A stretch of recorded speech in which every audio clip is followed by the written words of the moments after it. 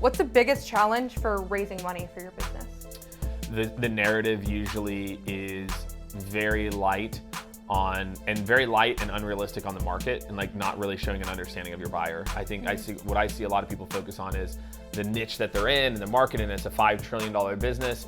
And they're not realistic of like, look, and then here's our go-to-market strategy over the next 3 to 5 years. We're gonna start here. This is this market. This is where I think we're gonna do well. Then we're gonna go to here. I feel like there's like 3 to 5 slides that companies miss about what are you gonna do? Like what are you gonna do with the 5, 10, 20, 50, $100 million? I mean, $100 million, it's a little different game. But I feel like in the early days, founders don't do a very good job of telling how are you actually going to go into the market? How does that look over time, and being realistic about where you are today versus like the market we're attacking is a $5 billion market.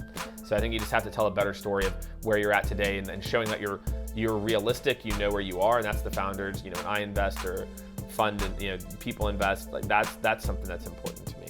Yeah, so follow up on this Ask Jake Anything. Should you send your passionate founder CEO to present to the VCs or your best salesperson? Oh God, no! Don't send a salesperson. No, send your CEO, because you need to start to talk cap table. You need someone who can also talk finance and operations as well too. I would never send a salesperson to do a VC pitch. Well, what sales skills? Now they could look at it. Yeah. Now having a sales leader or someone look at your pitch deck and say, hey, what if we frame things? That sounds lovely. Mm-hmm. Should your VP of sales tag along?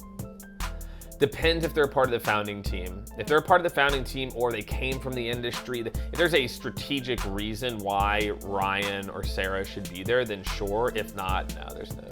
Yeah, so what are some of the sales skills or things to work on before for the founding team? So is there anything that the founding team can pull from sales skills to improve their chance of getting funding and impress the VCs? Well, I think it's just showing, just showing that you've done some research on the fund and you understand the types of investments that they've made that have worked out or not worked out. Maybe there's something in a similar space. And I think what a lot of people, they don't do really any diligence on the fund, like very surface. Oh, I know so-and-so you invested in. Maybe they've talked to 4 or 5 founders at the fund ahead of time, or not founders of companies that have been invested in. Like, hey, one of the reasons we're here is I've talked to 7 of your founders and we feel like this could be a good strategic fit, and here's why. So yeah, I think the ability to prep, I think the ability to tell a narrative are both the sales things that are super, super important. But I think those are some of the things to stand out, is just doing more of the prep and the diligence. Yeah, goes back to the prep. And if you have more questions, make sure to use the hashtag AskJakeAnything, and I'll do my best to answer your sales and marketing questions.